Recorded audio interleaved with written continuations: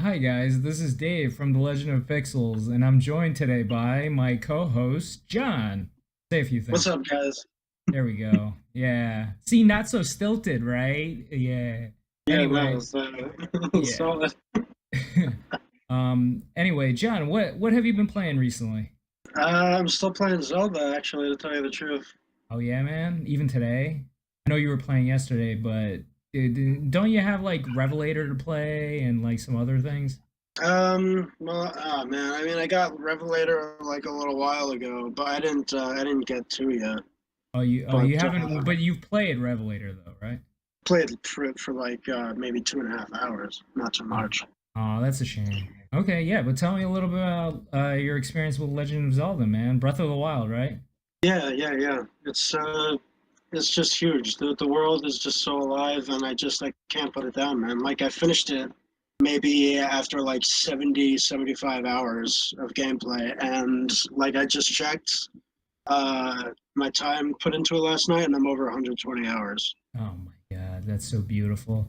I mean, I'm in the same boat as you. Even yesterday when we talked a little bit about The Legend of Zelda, I was like, I just feel finished Naburus, the camel, Yeah, one yeah. of the great beasts. And Mhm. so after that, I was just like, running around trying to do some side quests. I want to get the Thunder Helm from the Gerudo Chief. And basically they Right. make you do like all the side quests to get that helm anyway. So Yeah. when Tricky. after we got like finished talking a little bit, I went back to the game and I just kept going around and getting all the towers, and now I'm actually in the Lost Woods because I want to get the Master Sword. I'm losing you. Oh, you didn't hear me? No, you said you were in the Lost Woods. That was the last thing I heard. Yeah, I'm trying to get the Master Sword from the Lost Woods. Yeah. Have Yeah, you found it man. yet? Yeah, so I'm trying to get it. There's like three different what is it, trials or something that you have to do for the little Kokoroko people. Oh no, you don't have to do those. You could just get the sword. Oh, well, I mean, I figured I should do them anyway just because they were building it up to being like, "Oh, well, if you can do this, you can get the sword no problem." But what happens when I pull the sword out of the pedestal? You have to have enough hearts or you die. Well, actually, you don't die. The tree stops you, and you're Oh, left with like a oh, is quarter of a that heart. it? I should have tried it. Yeah. Oh, wow. All right, How many well, hearts do you have? after this, I'm going back and I'm definitely gonna try it out. Right. So wait a minute, how many hearts do you need? Do you have? I believe I'm around 12? 12, you said? Yeah, 12, 12. Yeah, you just need one more. You need 13, I think. Oh shit, I need 13? That's so many, man. How many spirit orbs do you have? I don't. I burned them all already. I think I'm Yeah. collecting. I'm actually getting 4 now because I'm doing the trials. Oh, oh, there's shrines involved with that. Yeah, exactly. The shrines that are all littered around the Lost Forest. Well, there's like 3 at least. I don't know if there's any more than probably is. Actually, before I got to the Lost Woods, I did hit up a shrine. So, Yeah. yeah. Yeah, I think I But only found 2 of those, so I guess I should go back there. I'm at like 100 shrines now. oh man, yeah, the shrines, man, it kills me, because it's some of them are really easy. Oh, but you know what? With these, you don't actually have to do anything inside the shrine. You kind of already complete a shrine by doing the quest before you get inside the shrine. Like the shrine is Right, the right. reward. Yeah. I know what you mean. There are a Oh, few of you those. you already played one of the shrines, right? In the Lost Woods? Yeah, in the Lost Woods, you already got one of the shrines, right? Yeah, I got the one that was over by the Deku tree, and then I got another one that was out like in the middle of the lake somewhere. And you had Oh, to like roll okay. it out to it or whatever. But have you? There are a couple other shrines like that. Have you been to the one in like the Shrouded Forest? No, I haven't. Tell me about it. Um, it's like it's like in the middle of like a big body of water, like right over the uh, the Lost Woods, I think, or over Hyrule Castle, somewhere in that area. So And it's what's involved in the shrine? What do you got to do? well, it's just like the Lost Woods, kind of. You can only go into it from the front, otherwise it'll just knock you out. Oh, okay. See, if you look for it, it's up towards the north of the map. It's like just in kind of an island with all covered in trees and just with one bridge just going into it, So once you all get into from the the side. shrine, what happens? Well, you just run around. It's just completely black, totally dark. If you don't have a torch, you can't see anything. Oh, that's interesting. So yeah, you're just running around. You gotta have a torch on you, and you can just light these little statues, and they'll kind of point you in the direction of the Okay, cool. shrine. All right, that's pretty And cool. yeah, like I don't remember this part. I feel like I didn't have to do this, but I was watching Game Grumps do it last night, and they had to fight a Hinox Oh, in the dark. really? Yeah, How the hell did they yeah, do it in like the dark? insane. I just like you you track the thing basically by you can see its eye at all times, Okay. pretty much. And then when you hit it, like there's this kind of like burst of light or whatever, and you just kind of go by that. Okay, that's pretty interesting. I mean, that's a really cool tip. And, I should probably watch more Green Grumps because I haven't in a while. Huh? But does what happened in a while? I haven't seen any Game Grumps in a while, so I got to check them out. Yeah, I've been watching that, and I've been watching their Sonic 06 playthrough With John or like, with the. JonTron. Yeah, yeah, Oh, okay, so you went way back. yeah. I wanted to, yeah, I've been watching that. Yeah, that's pretty far back. Yeah. Yeah, no, it's like been 3 years, man. Yeah, but yeah. Another one is, have you seen? I think I showed you the last time I was up, but there's like labyrinths littered around the No, map. no, no. Tell me about it. There's yeah, there's three of them. If you know the ancient lab, like way up in the corner of the map. Yeah, I know about it, and I have a quest to go there just so I can like dump some of my cores or something from the what is it? Those ancient Right. guardians, so I can get those arrows Yeah. and stuff. Yeah. The ancient hours. Yeah, that place. Like if you just go to like the cliff and just like look off to the north, you'll see like a big square. Oh, okay. Uh, Oh yeah, out, yo, no, now I remember about those labyrinth. Yeah. They like yeah, have they're completely square and they kind of look crazy yeah. and yeah, it's a labyrinth. They're they're insane. I couldn't do it without like googling a video or whatever personally. Okay. Oh, I'll definitely check it out. I haven't gotten a chance, no. I like I said, I've been kind of trying to collect some of the beasts. I've been trying to collect the memories. Now I'm trying to get the Master Sword, and it's just kind of like, there's like so much in the game. Like you keep I going know. and going and going. I'm telling you, like I almost like I don't want to fast travel like between areas because like there's so much to do. Right. But sometimes like I have to because I know I'm gonna get sidetracked on my way going to whatever I'm gonna do, and then I'm not gonna do that thing for like another 2 days. Right, exactly. And so you definitely kind of get off track a lot in this game, and I just find it like that's part of the fun for sure. Absolutely, yeah, definitely. And the game on top of it looks beautiful. Depending on where you go, it's just so lush. But then there are other areas that are just frozen tundra. It's just so Mm, diverse. yep, yeah. Is there? Yo, I went to the area like where there's like a beach and stuff, and there's like a beach city. Like, does that Yeah, have yeah, anything like yeah. I found interesting that going place. on? Mm. Like, is there a quest that I don't know involves something like surfing? Oh, there's just a couple of like random like side quests there. There's a guy like that's looking for pieces of like this ancient mural or something like that. Not like the one at Zora, but Is there a memory around there? no, I don't think so. Okay, making sure. All right, yeah. So basically, we've been both kind of playing a little bit of Zelda, but I've also been playing a couple of other games in the meanwhile, Yeah. And I've also been checking out one game in particular that I thought looked amazing. I don't know if you read my article about it, but it was Indivisible. Yeah, that looks cool, man. I just checked that out. Oh man, like so the art aesthetic is by Lab Zero, the guy who brought you Skullgirls is just Cool. so fucking cool. Yeah.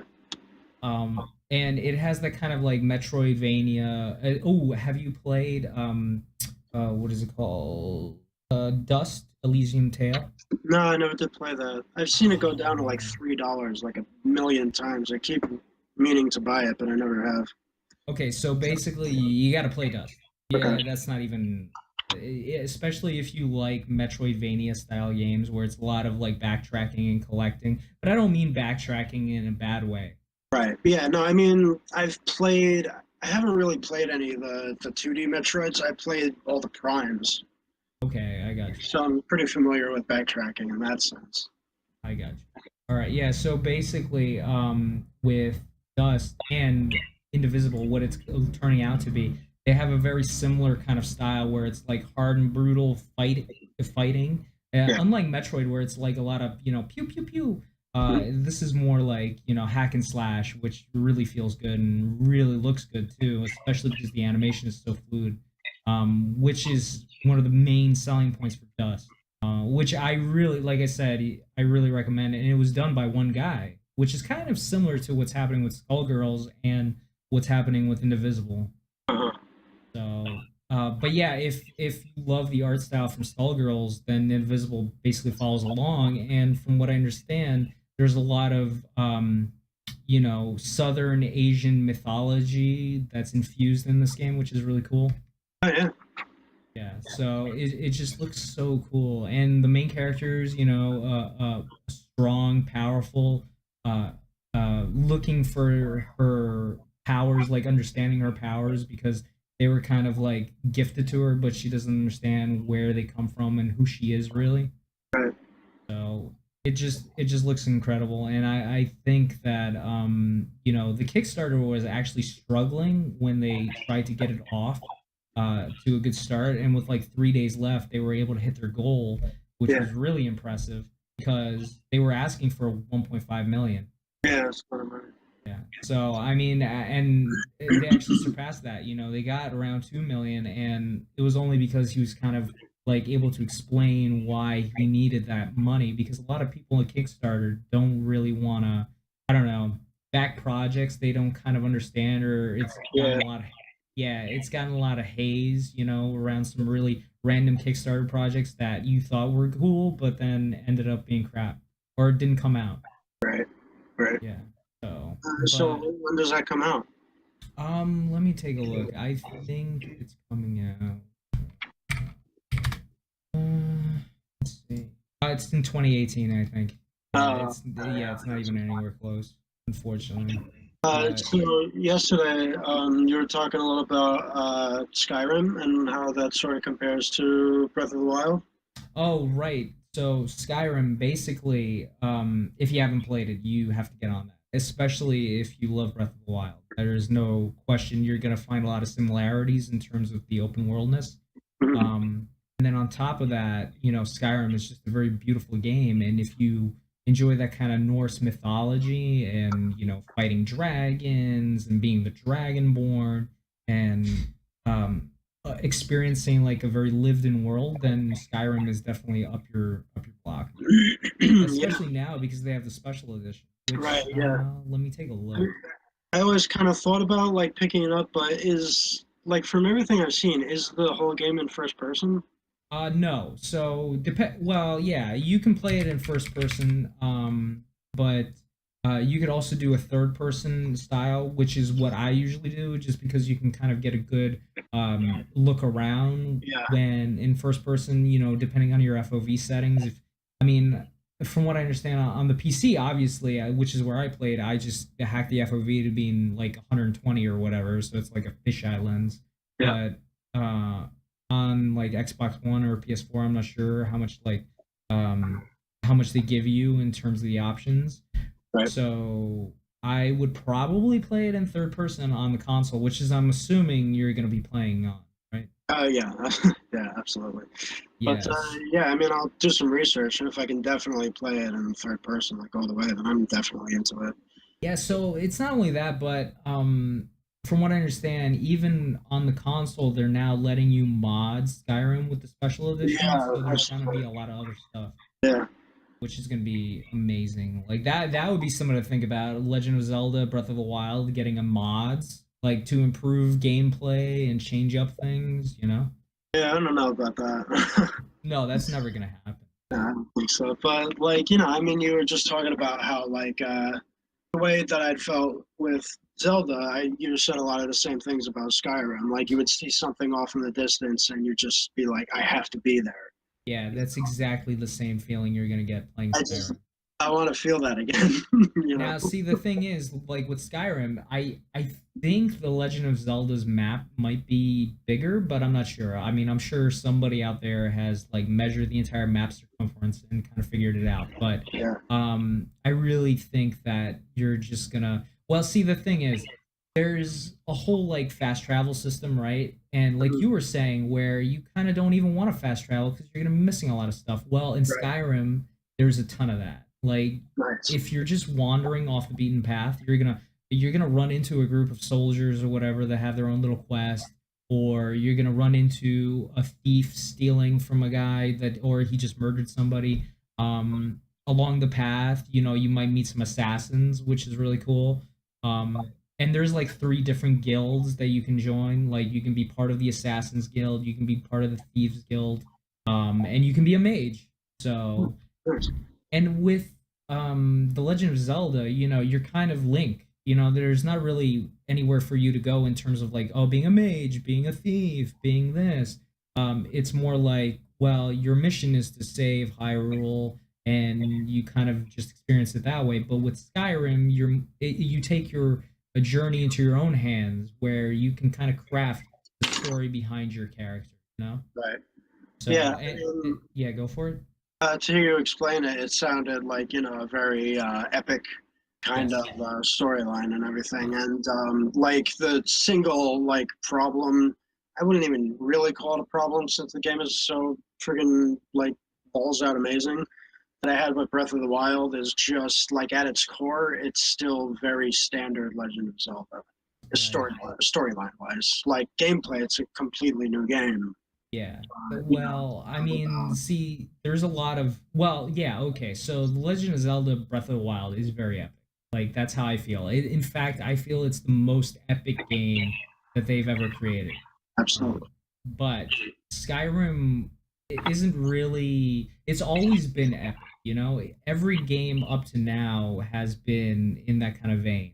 So, uh, I mean, I don't want to say that either because Zelda, of course, the story's always been really epic and it's always been really cool. But I really feel like Skyrim definitely has more of an open world aspect, coming from like Oblivion and Morrowind. It was always kind of more open.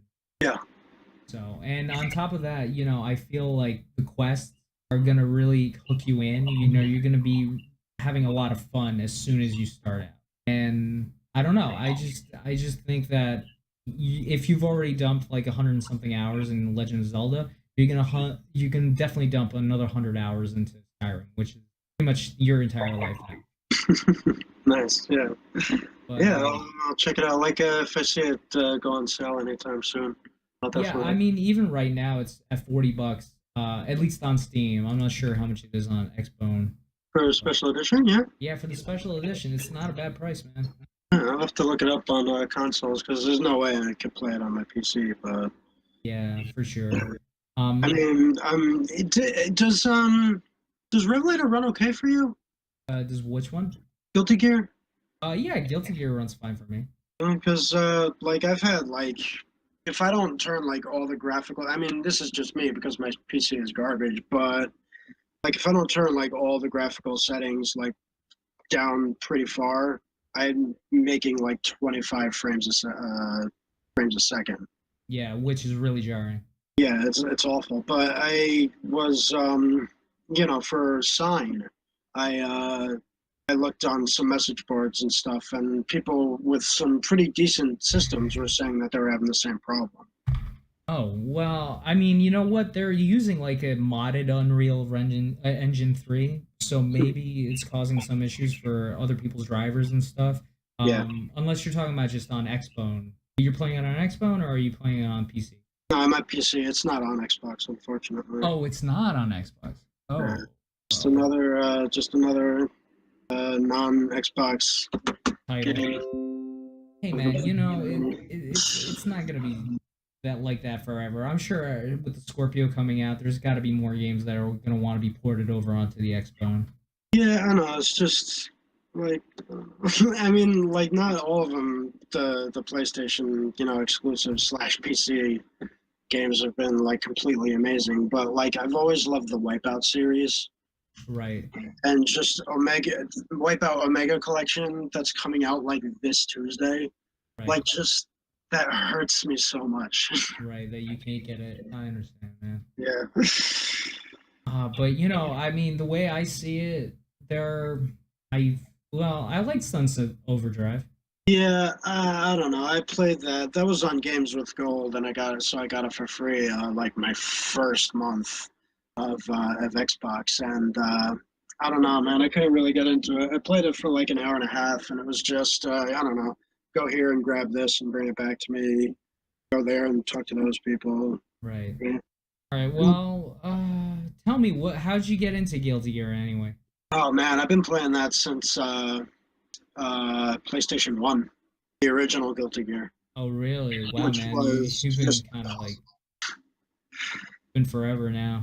the series has always been like hard as rocks, Right. like in terms of Just as hard as it's heavy metal.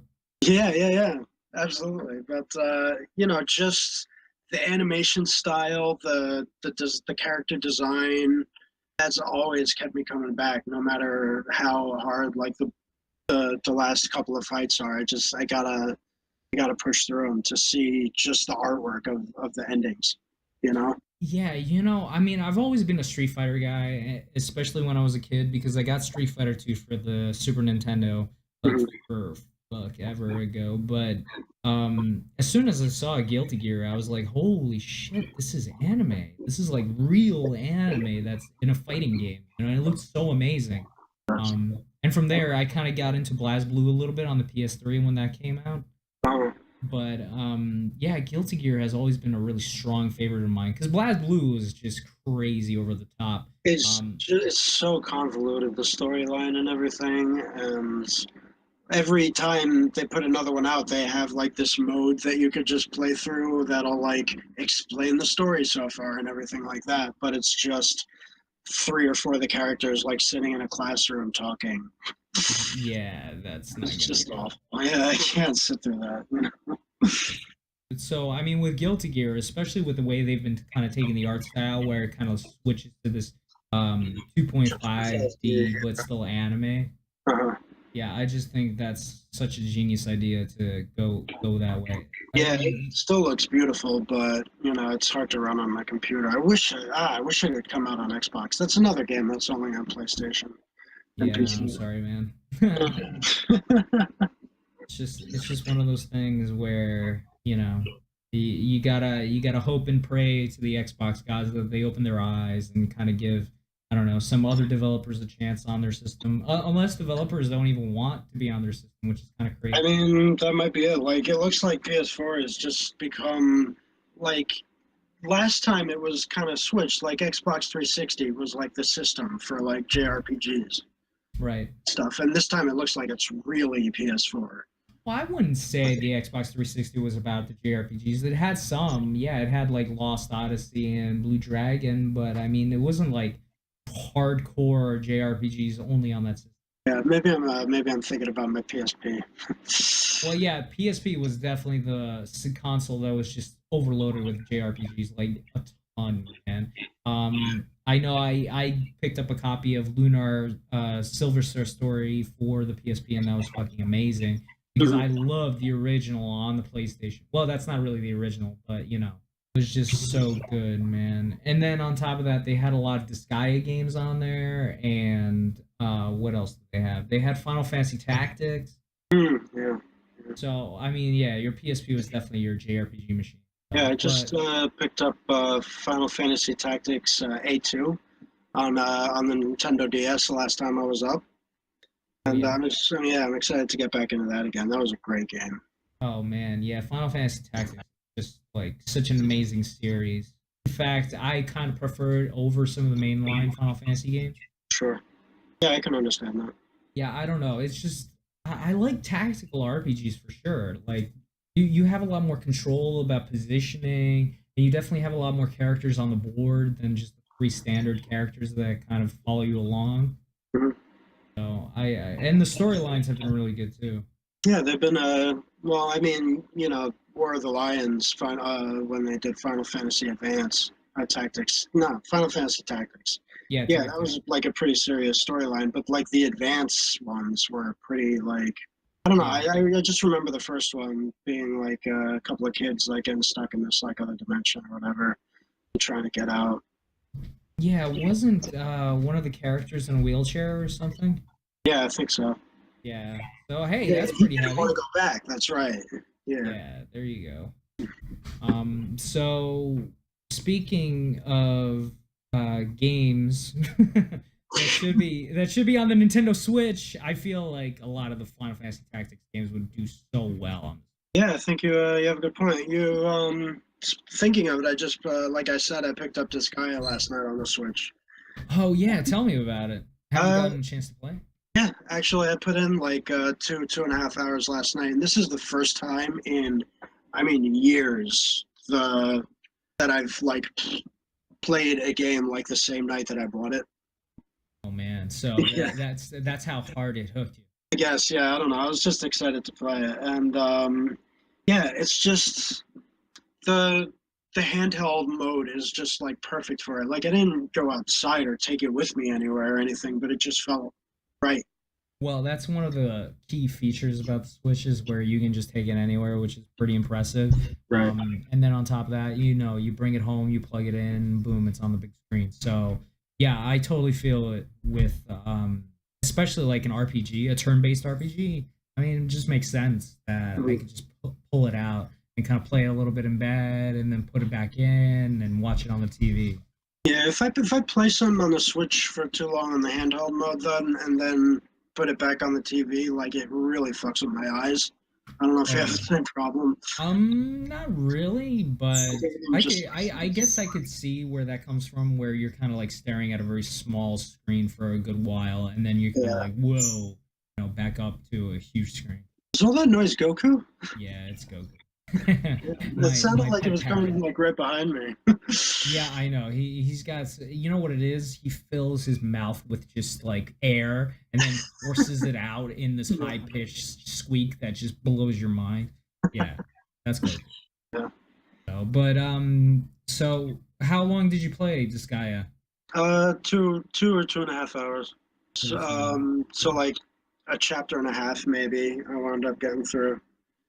So what about like any stuttering? Is it like running at 60 frames per second? Does it look good? It looks beautiful. It looks beautiful, and it's running perfectly. It's just there's no problem, no issue with it gameplay wise whatsoever, and it's a lot of fun. This is like basically my first Disgaea game. Like I had Disgaea DS, which Right. was just garbage, I guess.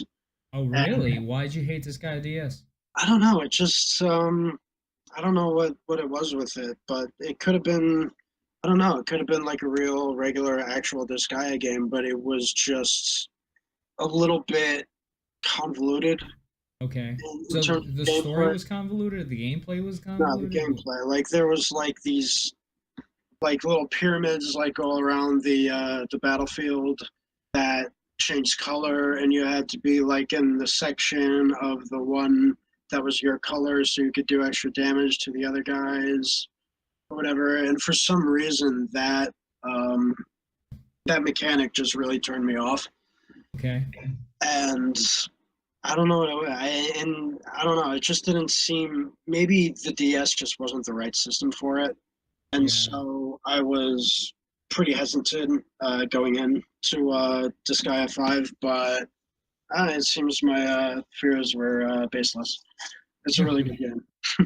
Well, I'm glad you feel that way, man. So it was a $60 purchase though, right? It was, but I have the GameStop Pro card. Okay. And so, like, I'd been building up some points, and I managed to get like a $15 off coupon. Okay, cool, cool. Yeah, and then I had some trade credit, like $2 and change from the last time I went, which Talking about it, like I've seen a lot of videos lately on Facebook about GameStop, and like every time I walk into GameStop, and they're just like, "Hey, want to do this? Want to do that? Want to trade some games? Want to like pre-order something? Want to do this? Want Yeah, to subscribe to our thing?" And I've never, and you just like, "Oh, I just let me buy the game and stuff like that," but I've never really had that experience. yeah. Like at Like where worst, they they're up ask to me your butt. once if I want to pre-order anything, and I say no thanks, and they just like go through with the transaction. Yeah, I've never had that problem either at a GameStop. I actually worked at a GameStop for a little while, and I think I was the kind of guy that was forcing people into buying the cards, Yeah, and really. only because they make you. It's like Yeah, a I know. corporate And policy thing. that's the other thing about those shitty memes that I've seen lately is that like everybody gets so mad at the the cashier or whatever, but that's that's part of their job. That's what they have to do. Otherwise, they're gonna get fired. Apparently. Yeah, it's just like a competitive kind of atmosphere that they bring forth. So I mean, you have to sell those cards and those subscriptions and all that. Yeah, maybe it's because I'm a member already that they just kind of let it go on me. I don't know. I But I mean, like I'm mean, saying, I'm not a member and I've never had that problem. oh yeah, right. I mean, I don't mind it. It's 14, 15 bucks a year and you get a magazine. So it's basically a magazine subscription, Right. you know? So Yeah. it's not like you're really throwing away money or anything. And if you buy a lot of used games, it does come out to be. Oh yeah, absolutely. Yeah. So I feel you, man. So did you hear the news about the Switch? The online thing, Yeah, the online thing. How do you feel about it? It's $20 a year. 20 bucks a year is pretty decent, man. I don't have a problem with that at all. Yeah, man. As soon as I saw $20 a year, I was like, oh, this is actually really good. Like Yeah, why and with this like like why doesn't everybody else charge this? Why do we have to pay $60 a year for the rest of it? I've been thinking about that. It's just basically the Switch is Mario Kart and gonna be Splatoon. And what else is there really multiplayer wise? Well, I think they're working on a couple more things. I mean, it's not like it's only going to be Mario Kart and Splatoon. I mean, right now, yeah, it is, but that's like during the time where they're just testing out the system anyway for free, and everybody gets it for free. Jesus, my bird, man. That's okay. It's nice to hear his voice again. I miss that little feller. Yeah, when you come by, you gotta let him nest in your hair. Yeah, next weekend I'll be there. Good, good. Um, Um, but yeah, $20, man. It's a great price for an entire. yeah, absolutely. But yeah, I mean, just Xbox and PlayStation just have so many more multiplayer things and everything like that. And like, the big sellers on those are like the shooters, like the Halo and the Borderlands, I guess, or whatever. And like, I don't know, Nintendo's never gonna have anything like that. Yeah, I guess you're right. I mean, it's definitely not gonna cater to like Borderlands and Gears of War and stuff like that. At least it doesn't Right. feel that way. So I I could see mean, how it's gonna stay at the $20 price, and it's justified because there's not a lot of games that's gonna utilize the online format anyway. right, exactly. And but this whole little like Netflix kind of style service thing that they're gonna do sounds pretty sick. Oh, tell me a little bit about this service style that you're talking about. Well, yeah, it's just that they're gonna have like Xbox Game Pass just came out. Yeah, It's yeah. kind of like that, but I'm pretty sure it's just gonna be all for like virtual console games. Oh, well, see, that's the thing. I have all these games, like in triplicate, so I don't kind of feel like that's worth it. Yeah, but now you can play them legally. Ah, yeah, legally. That's it. That's the seller. No, I get what you're saying, and it's kind of cool, and you can take it along on your Switch, so I mean, there is that added benefit. That is true, yeah. And supposedly they're actually making some of the games that were like old school yeah, what is it? Just single player or you had to do the split screen, not split screen, but playing with somebody right next to you, catch co-op. Right, right. Like Balloon Fight Dr. Mario and Super Mario Brothers 3, they're supposedly allowing some sort of online play. Right, yeah. I don't know how that's gonna work with Mario 3, but Yeah, I mean, I don't know either. There's not a lot of details about how it's going to work, and maybe you can switch off with your friend or something. yeah, like old times. Exactly. Yeah, when you guys are kind of like, oh, you play around, your friend plays a level, whatever. Yeah. The only big downside is the voice chat, where you're basically stuck using your mobile phone if you want to talk to somebody over like voice chat. Yeah, I don't understand that at all. I don't know. I don't get it how that works. Yeah, okay. So basically, Hitori, who builds a lot of the headsets and game pads and stuff like that, is actually making a headset for this. And what's happening with the headset is that it'll connect to your phone and then it'll connect to your Switch, through the audio jacks. And then from there, it'll actually work in terms of like doing the whole like voice chat online because there's no other way to do it. Yeah. So you have to have the headset connected to both your phone and the Switch. God, that's pretty rough. Yeah, it's pretty terrible for sure. And I feel like it's going to be cumbersome, and the only way it works is really not with a 12-foot wire. I don't know. It's just going to be weird. Yeah, I don't know. I played Portal 2 co-op a while ago with one of my friends, and neither of us actually had a headset or anything, so we just talked on the phone. Basically, we put our phones on speaker and Well, just yeah. Yeah, I mean, you could do it that way, of course. I mean, any game really. I just would have liked the built-in support, especially for the Pro controller. Like the PlayStation 4 controller has a jack for the audio. Why can't the Pro controller for the Nintendo Switch? yeah, Xbox does too. Yeah, it's just like a missed opportunity. Yeah. Well, But aside from that, I don't know, man. I think the service is okay. $20 is okay. The online lobby thing is gonna be cool, I guess. Setting play dates, I don't know about that. That's kind of I don't weird. know anything about that. Yeah, supposedly they're gonna like set some sort of play date where you and your friend can like set up a lobby beforehand or something where it's just dated for this time, or I don't know. Yeah. But they're gonna also offer some exclusive deals on the eShop, I guess. But I don't know if it's gonna be any like current titles. It really depends. Yeah, I don't know. I mean, even with what is it now? My Nintendo. Have you gotten Yeah, into that service at all? It's yeah. not a service, but like the little program or whatever. Like you get these coins or whatever from every game that you buy, and you can like sort of trade them in for like now it's like a little discount on like this or that game.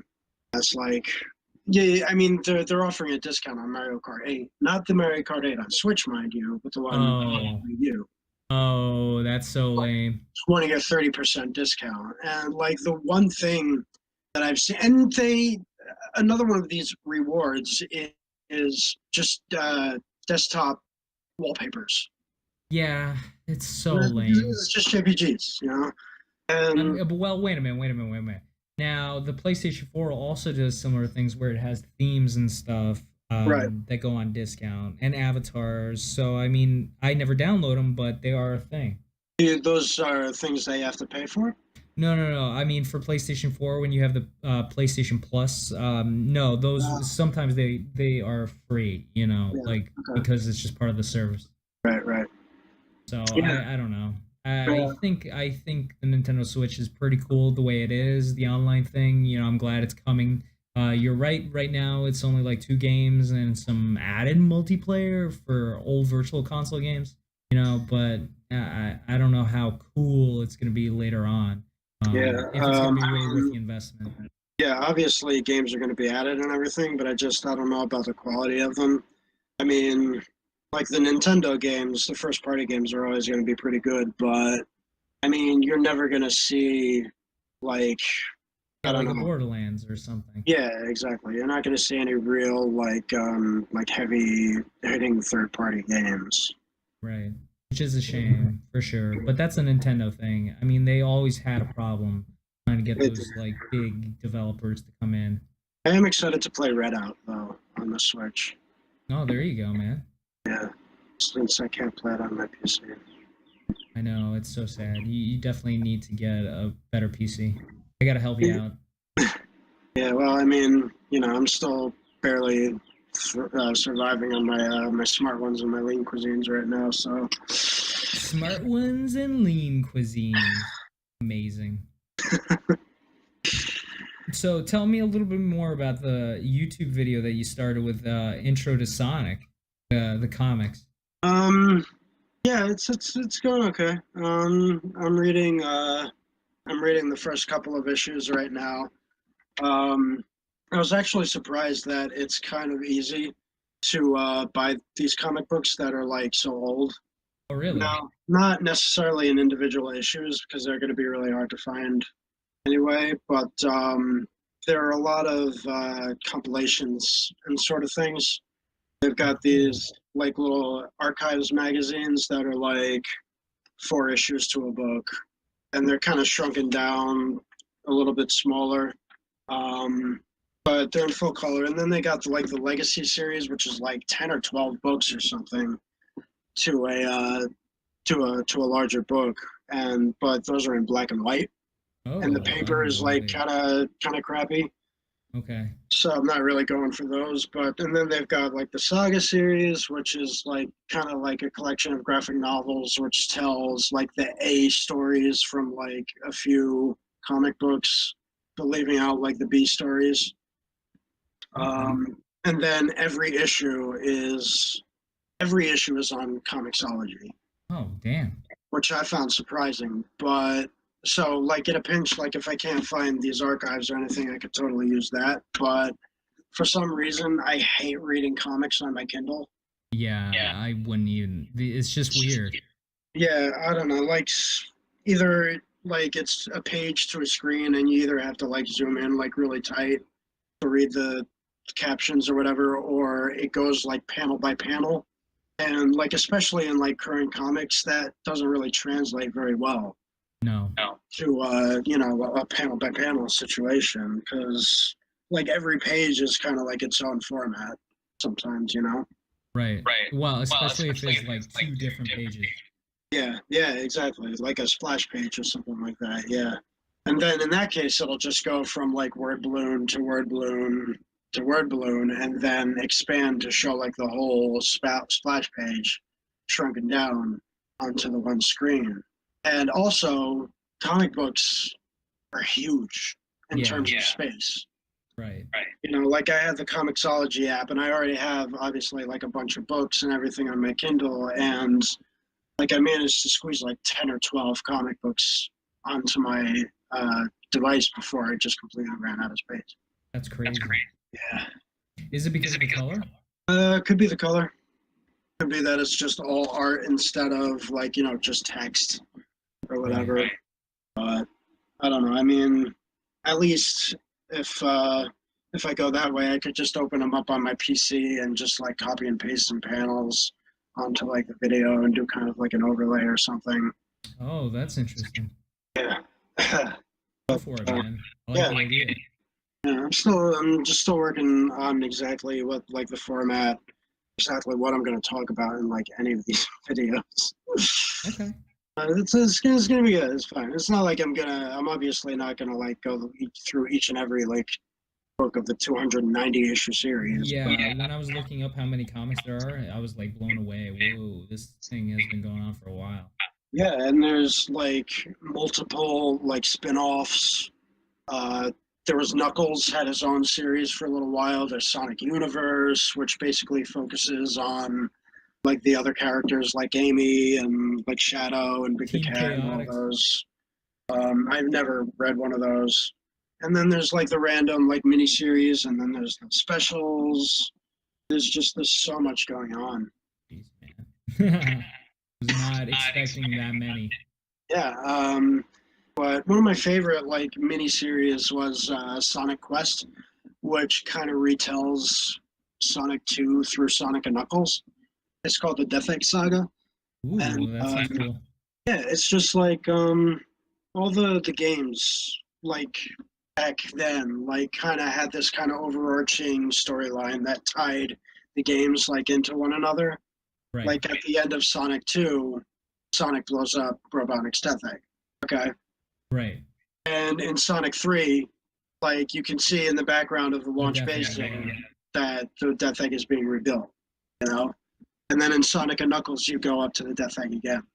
And even like just the last couple of stages of Sonic 2 just like tell like its own story. You know, you've got Sky Chase, and then you've got Wing Fortress Zone, and then you jump off of that plane and catch Robotnik going off in his spaceship or whatever, and you jump onto that spaceship and go up to the Death Egg Zone. And it was just like this really early sort of sense of like sequential storytelling in a 2D platform. Yeah, and when do you think they kind of dropped off the boat with that? Man, I don't know. Just the same time they dropped off the boat with everything else, I guess. I mean, I really liked Sonic Adventure for what it was. Sonic Adventure was fine. I Yeah, like that, but like, I mean, the Sonic stages were amazing. The Tails right. stages were okay. The Knuckles stages were garbage. Yeah. The Cat stages were kind of impossible. But yeah, the fishing.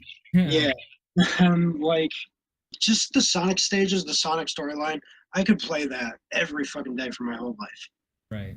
and I would be happy with it. But and that last boss battle with Super Sonic against Perfect Chaos was life changing, man. Yeah. That was a great boss battle. Now that I think about it, a lot of the bad games have, well, not bad games, but a lot of the time where they kind of went off the boat is when they start introducing these other characters and you have to take over them. Like, Mhm. when they did it with Sonic and Knuckles, it made sense and it felt good, but then they started adding like 100 other characters in the later iterations of the other games. Yeah. And honestly, all I just want to do is play Sonic. hmm Yeah. And I mean, now also like I love Generations too, but I didn't like new Sonic stages. I preferred old Sonic stages. yeah, really. I didn't. I felt okay about the 3D Sonic stages in that game. In fact, I don't know. I don't know how I feel about like the 2D stages in that game because like the physics still felt like a little bit off. It wasn't like exactly like the really old Genesis games. Oh, do you think Um, it just doesn't translate well to 3D? I felt like um, everything about the 3D stages for that game was fine to me. I really liked. I've always wanted to see like an updated version of Chemical Plant Zone or Sky Sanctuary, you Right. know, and I just felt like when like the 2D versions of like say City Escape or any of the other like modern style stages felt like a little bit forced, Hmm. and that's why.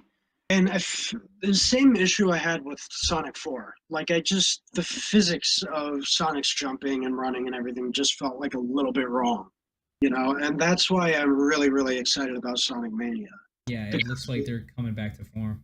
Yeah, it really does.